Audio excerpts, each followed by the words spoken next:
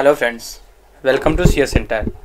देखिए, हमेशा न्यूज में एक ऑफिस को लेकर के या न्यूज में एक टॉपिक को लेकर के रहता है और काफ़ी कंट्रोवर्शियल भी होता है और एग्ज़ाम्स के पॉइंट ऑफ व्यू से काफ़ी इम्पोर्टेंट होता है।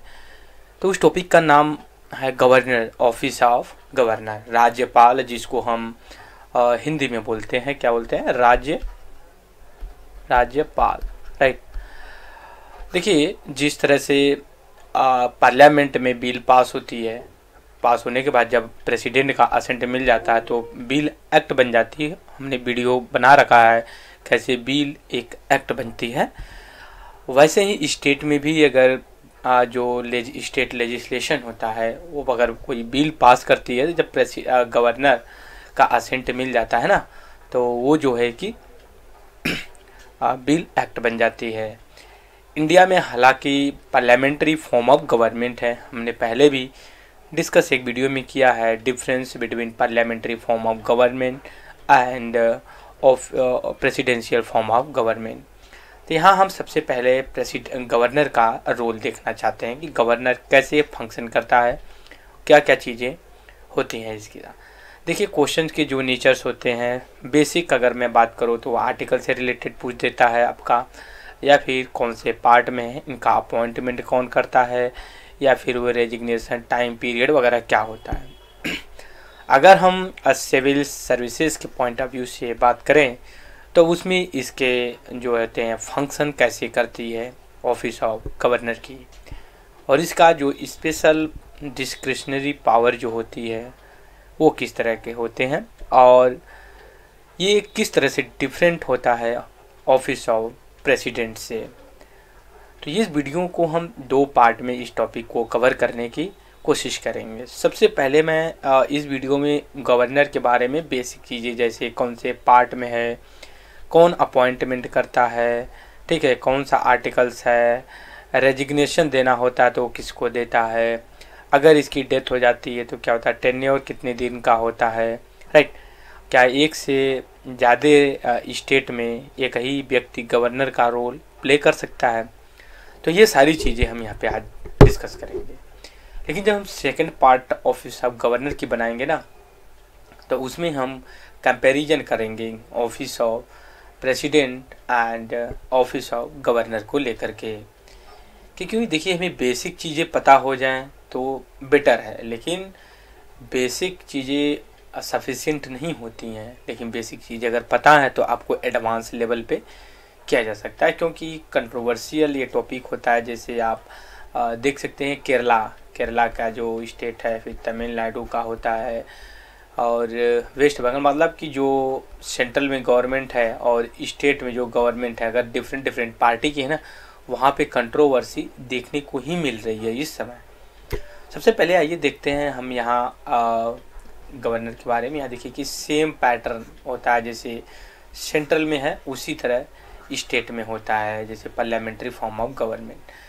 दूसरी चीज़, ये पार्ट 6 में मेंशन किया गया है ऑफिस ऑफ गवर्नर या स्टेट गवर्नमेंट के बारे में। इसमें आर्टिकल्स हैं 153 से लेके 167 तक का पार्ट, जो कि 6 है, राइट। और ये जो है कि स्टेट एग्जीक्यूटिव जो होती है ना, उनमें कौन कौन शामिल होते हैं उसको हम देख लेते हैं। सबसे पहले तो गवर्नर ही एक होता है जो उसमें इंक्लूड किया जाता है, ऑफिस ऑफ गवर्नर। यहाँ पे देख सकते हैं, फिर चीफ मिनिस्टर होता है, और काउंसिल ऑफ मिनिस्टर होती है, और एडवोकेट जनरल। हालांकि यहाँ पे जैसे सेंट्रल में वाइस प्रेसिडेंट का ऑफिस होता है ना, उस तरह यहाँ पे वाइस गवर्नर की नहीं होती, तो इसलिए वो ऑफिस ऑफ वाइस गवर्नर नहीं इसमें होता। बस ये 4 लोग पार्टिसिपेट करते हैं। अगर मैं सेंट्रल गवर्नमेंट या फिर सेंट्रल एग्जीक्यूटिव की बात करें तो उसमें जैसे प्रेसिडेंट आ जाएगा, वाइस प्रेसिडेंट आ जाएगा, काउंसिल ऑफ मिनिस्टर आपकी आ जाएंगी, राइट, प्राइम मिनिस्टर आ जाएगा, और उसके बाद जो कि अटॉर्नी जनरल आ जाएगी। यहाँ जैसे एडवोकेट जनरल है, वहाँ पे जो है कि आपका अटॉर्नी जनरल आ जाएगा। तो ये चीज़ें रहीं। यहाँ पे ऑफिस ऑफ गवर्नर जो वाइस गवर्नर की होती है। यहाँ पे देखिए, यहाँ पे जो लिखिए no office of vice governor की है, नहीं होती है इंडिया में, तो इस वजह से इनका इंक्लूड नहीं होता है स्टेट एग्जीक्यूटिव में। ये 4 लोग होते हैं मोस्टली। अब आते हैं गवर्नर, ये चीफ एग्जीक्यूटिव होता है हेड ऑफ द स्टेट का। ये नॉमिनल एग्जीक्यूटिव होता है। नॉमिनल एक जस्ट एज ए पर्सन होता है, लेकिन जो रियल होती है ना, वो जो है कि काउंसिल ऑफ मिनिस्टर को जो हेड करता है ना, हेड करता है कौन, जो कि chief minister central state level पे और यूनियन लेवल पे जो है कि आपका prime minister of PM. Governor देखिए डुअल रोल प्ले करता है, एक तो स्टेट में और दूसरा एक एज एजेंट के रूप में कार्य करता है सेंट्रल गवर्नमेंट का। दूसरी चीज़ इसका अगर पूछा जाए डुअल रोल, तो वो वही एक नॉमिनल एग्जीक्यूटिव होता है और एक एजेंट के रूप में होता है। सॉरी। नेक्स्ट हमारा आप देख लेते हैं ईच स्टेट में जो है कि आपका होना चाहिए, जब हम ऑफिस ऑफ गवर्नर या फिर जब कॉन्स्टिट्यूशनल असेंबली बनी हुई थी, तो लेकिन ऐसा था कि एक व्यक्ति एक ही स्टेट का गवर्नर होगा। लेकिन 7th कॉन्स्टिट्यूशनल अमेंडमेंट 1956 में जो कि ये कह दिया गया ना कि एक व्यक्ति 2 या 2, 3, 4 स्टेट का एक ही व्यक्ति गवर्नर होता था। जैसे कि मान लीजिए मिस्टर एक्स हैं, ये जो है कि यूपी के भी हो गए, एमपी के भी हो गए, बिहार के भी हो गए। मतलब 2 से 2, 1 या 1 से 1 या 2, 3, 4 जो है हो सकता है। लेकिन जब ओरिजिनल कॉन्स्टिट्यूशन बना था उसमें ऐसा कोई प्रोविज़न नहीं था, तो लेकिन कॉन्स्टिट्यूशन को अमेंडमेंट किया गया और ये चीज़ें इंक्लूड की गई। नेक्स्ट देखते हैं इनका अपॉइंटमेंट को लेकर के, इनका अपॉइंटमेंट का प्रोसीजर क्या है। देखिए, ये पहली बात तो देख लीजिए, इनका कोई वो हार्ड एंड कोर रूल नहीं है, बस ये नॉमिनेट या अपॉइंटमेंट कर दिया जाता है। इनका ना ही डायरेक्ट होता है और ना ही इनडायरेक्ट होता है इलेक्शन। इनको जो सेंट्रल गवर्नमेंट कहती है काउंसिल ऑफ मिनिस्टर प्रेसिडेंट को, वो अपॉइंट कर देता है। ये नॉमिनी होते हैं सेंट्रल गवर्नमेंट के। और सुप्रीम कोर्ट 1979 में एक किया गया कि ये एम्प्लॉई नहीं है, सेंट्रल गवर्नमेंट के अंदर नहीं होती, ये एक इंडिपेंडेंट ऑफिस है। ठीक है, ये इंडिपेंडेंट ऑफिस है। हालांकि ऐसा प्रैक्टिकल में नहीं होता है। इंडिपेंडेंट ऐसा माना जाता है कि वो कॉन्स्टिट्यूशन के अकॉर्डिंग किसी पार्टी पॉलिटिक्स से बिलोंग ना करते हों, उनका ये रोल होना चाहिए। बट ऐसा भी होता है कि वो कहीं ना कहीं मोटिवेटेड होते हैं सेंट्रल गवर्नमेंट के ओपिनियन से, राइट। तो यही ये कहा गया, लेकिन ये इंडिपेंडेंट हम मोस्टली समझते हैं और ये ना ही कंट्रोल या ना सबॉर्डिनेट किसी का नहीं होते हैं। लेकिन वो अलग चीज़ है, ये कहा गया है, लेकिन वो है नहीं ऑफिशियल, बट वो एक्ट ऐसे ही करते हैं कि जैसे लगता है कि वो सेंट्रल गवर्नमेंट के रिमोट कंट्रोल से काम कर रहे हैं। दूसरी चीज़ है कि जब ड्राफ्ट कॉन्स्टिट्यूशनल प्रोवाइड फिर डायरेक्ट इलेक्शन, उसमें हुआ ये था कि जब कॉन्स्टिट्यूशनल असेंबली बनी हुई चल रही थी ना, डिस्कशन चल रहा था, तो ऑफिस ऑफ गवर्नर को लेकर के बहुत कंट्रोवर्सी हो गई थी कि मतलब इनका मतलब अगर इलेक्शन होता है तो क्या होगा, क्यों नहीं इलेक्शन होना चाहिए। तो बहुत सी चीज़ें निकल कर के उसमें से आई। तो इस वजह से जो कि उनको ये कहा गया कि नहीं, ऐसा नहीं है सर, आप इनको अपॉइंटमेंट कर दीजिए, वैसे ही इनका इलेक्शन में अगर इलेक्शन करवाते हैं ना तो कॉन्फ्लिक्ट आएगा किसके ऑफिस ऑफ गवर्नर और ऑफिस ऑफ जो है कि चीफ मिनिस्टर के से लेकर के, और इन टेबल होगा और parliamentary system establish in the state उतना स्ट्रॉन्ग अच्छे से काम नहीं कर पाएगा जो स्टेट लेवल पे पार्लियामेंट्री फॉर्म ऑफ गवर्नमेंट होती है। दूसरी चीज़, ये तो ओनली एज ए कॉन्स्टिट्यूशनल है, नॉमिनल हेड होता है, तो उसका कोई उतना इम्पोर्टेंट है। पर्सनल इशू निकल करके आ जाएंगे, उस पर वर्क करते, तो ये हो जाएगा ना इलेक्शन चीफ मिनिस्टर की बजाय, लेजिस्लेशन की बजाय ऑफिस ऑफ गवर्नर और चीफ मिनिस्टर के बीच में हो जाएगा। तो इससे बड़ी चीज़ें निकल करके आई, अटेंडेंसी अलग होगा, बहुत से एक्सेट्रा चीज़ है। तो देखिए हुआ क्या कि तो जो ऑफिस ऑफ गवर्नर का हमारे इंडिया में पोस्ट है ना, वो कनाडा के मॉडल पे है, ठीक है, ना कि हमें अमेरिका के मॉडल पे नहीं हम, क्योंकि जो अमेरिका का है ना वो डायरेक्ट इलेक्शन होता है, जैसे हमारे यहाँ चीफ मिनिस्टर का होता है ना, वैसे वहाँ पे ऑफिस ऑफ गवर्नर का डायरेक्ट होता है, लेकिन हम Canadian form of office of governor को एक्सेप्ट किए गए, जो है कि कहा कि नहीं, उसमें ये हो गया कि अपॉइंट किया जाता है governor general was accepted constitutionally. तो ये चीज़ें। दूसरी चीज़ है कॉन्स्टिट्यूशन, जो प्रोविज़न अंडर द कॉन्स्टिट्यूशन जो इंडिया का है ना, तो जो गवर्नर ऑफ किसी स्टेट का व्यक्ति बनता है तो उसके लिए 2 क्वालिफिकेशन बना रखी गई है, ठीक है। पहला, वो सिटीजन होना चाहिए इंडिया का। दूसरा, ये 35 साल जो है कि आपका उम्र होना चाहिए। क्या है, पहली बात सिटीजन होना चाहिए और एक 35 साल का उम्र होना चाहिए। लेकिन दो एडिशनल क्वालिफिकेशन और ऐड किया गया, कॉन्स्टिट्यूशन में नहीं है बट है। वो है कि वो पहले बात तो आउटसाइडर होना चाहिए। मतलब आउटसाइडर मतलब मान लीजिए कि मिस्टर एक्स हैं, ये अपॉइंट होते हैं तमिलनाडु के गवर्नर, ठीक है। लेकिन इनका रेसिडेंस जो होगा ना तमिलनाडु का नहीं होगा, इनका अदर देन तमिलनाडु से होना चाहिए। दूसरा, ये जो क्वालिफिकेशन है ये कहा गया कि जब हम अपॉइंट करेंगे ना गवर्नर को, तो हम कंसल्ट कराया जाएगा किससे, चीफ मिनिस्टर से, जो स्टेट के होते हैं उनसे हम किया जाएगा कंसल्ट कि भाई हम इनको अपॉइंट। हालांकि ऐसा होता जाता है नहीं। दूसरी चीज़ है, अब देखिए कंडीशन क्या होती है। कंडीशन अगर आपको देखने की कोशिश करें तो वो पहला कंडीशन ये होता है ना, वो कोई लेजिस्लेशन या एमपीज या फिर एमएलएज नहीं होने चाहिए, ठीक है। एमएलएज नहीं होने चाहिए, पहले बात। दूसरी बात, कोई ऑफिस ऑफ प्रॉफिट नहीं होना। ऑफिस ऑफ प्रॉफिट का मतलब ये होता है जैसे कोई गवर्नमेंट ऑफिस में नहीं होना चाहिए, गवर्नमेंट एम्प्लॉय नहीं होना चाहिए, वगैरह वगैरह। दूसरी चीज़ है इनटाइटल विदाउट पेमेंट रेंट। अगर ये कोई होता है गवर्नर तो उसका किसी रेंट वगैरह नहीं देना होगा उसको, जो जहाँ पे रहता है। और उसके बाद फ्री में बहुत सी चीज़ें उसको प्रोवाइड किया जाता है, प्रिविलेजेस वगैरह होते हैं, ठीक है। अगर वो व्यक्ति 2 स्टेट का अगर गवर्नर होता है ना, 2 स्टेट का या 2 से ज़्यादा का होता है, तो उसका जो सैलरी वगैरह होती है वो डिटरमाइन करने का राइट प्रेसिडेंट के पास होता है, कि ना कि पार्लियामेंट के। इसमें कन्फ्यूजन आपको क्रिएट हो सकता है कि कौन डिटरमाइन करेगा कि ऑफिस ऑफ प्रेसिडेंट जब 2 स्टेट के होते हैं तो उनका इंटाइटलमेंट कौन डिसाइड करता है, तो प्रेसिडेंट ही करता है। दूसरी बात ये है कि इसको ये चीज़ है कि अगर ऑफिस में है तो उसको सैलरी वगैरह जो भी चीज़ें होती है ना, तो उसमें कम नहीं किया जा सकता, ठीक है। वो जो एक बार फिक्स हो गया है वही फिक्स रहेगा, उसमें कुछ आप ज़्यादा बदलाव नहीं करेंगे। बदलाव ज़्यादा क्या, कुछ भी नहीं कर सकते हैं, राइट। दूसरी बात है कि ये इसको इम्यूनिटी वगैरह भी मिली हुई, जैसे मान लीजिए कि इंटाइटल जैसे कि पर्सनल है, वो अगर ऑफिस में है ड्यूरिंग, ठीक है, तो उस पर तो क्रिमिनल केस चलेगा ही नहीं।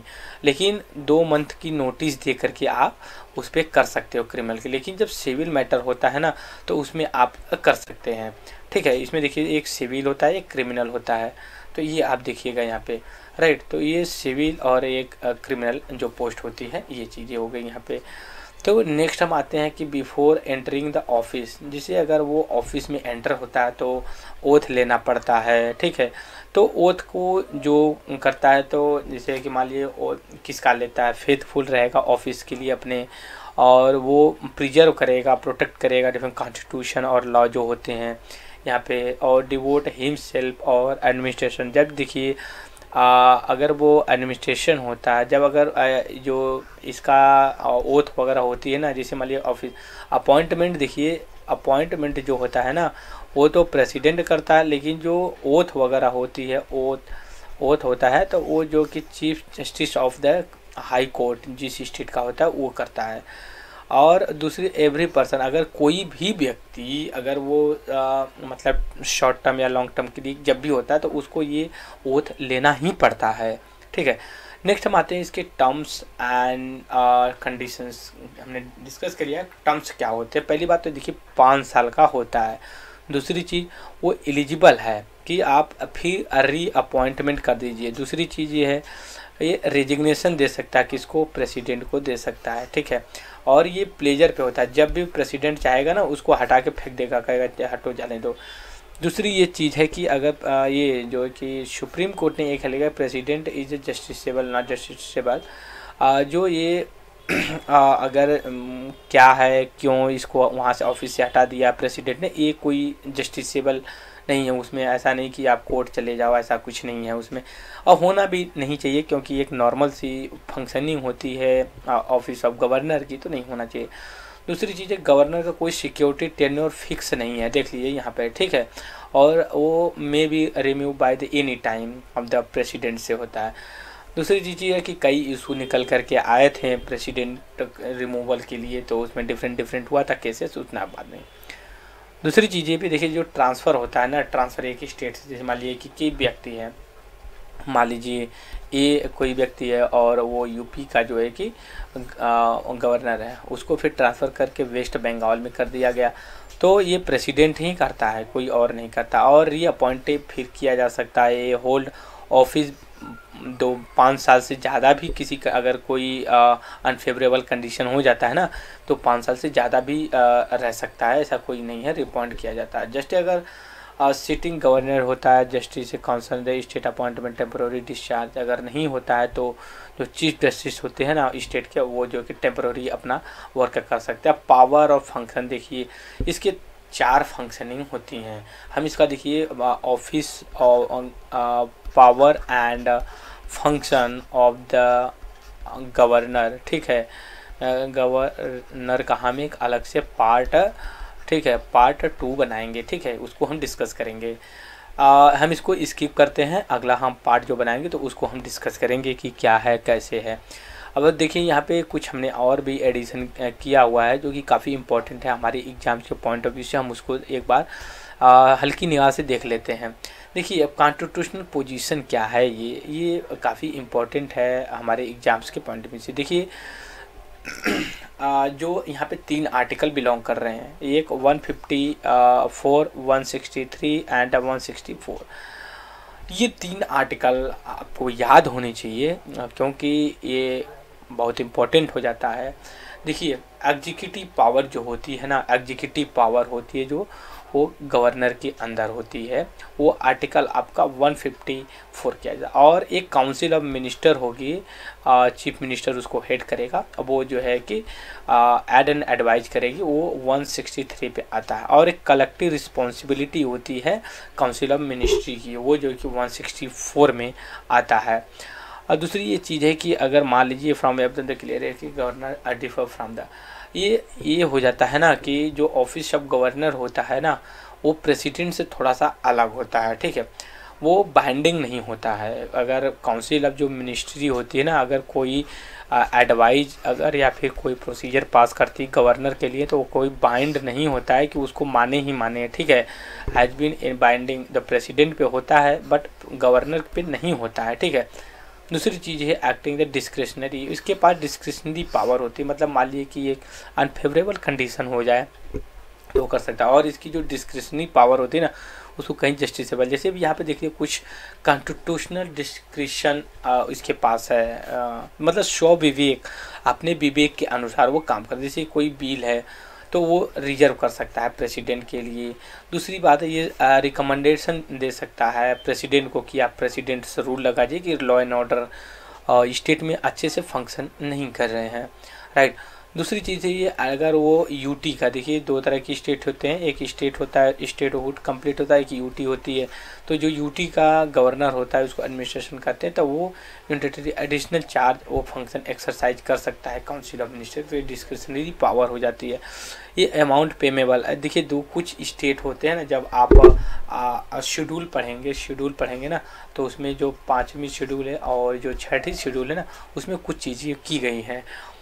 तो उसमें जो अमाउंट वगैरह होते हैं, जैसे मतलब मेघालय, त्रिपुरा, मणिपुर, असम, ठीक है, ऑटोनॉमस डिस्ट्रिक्ट, तो उसमें जो अमाउंट वगैरह होता है कौन किसको कितना जाना चाहिए, वो इसको करते हैं। नेक्स्ट आते थे कि ये इन्फॉर्मेशन वहाँ से ले सकता है काउंसिल ऑफ मिनिस्टर से कि आप कैसे क्या कर रहे हैं सॉरी। तो ये चीज़ें रही, और बहुत सी चीज़ें इसके डिस्क्रिशनरी पावर होती हैं। तो इस वीडियो में हम लोग इतना ही डिस्कस करेंगे, आगे डिस्कस करेंगे सेकंड पार्ट में। Thank you very much discussion.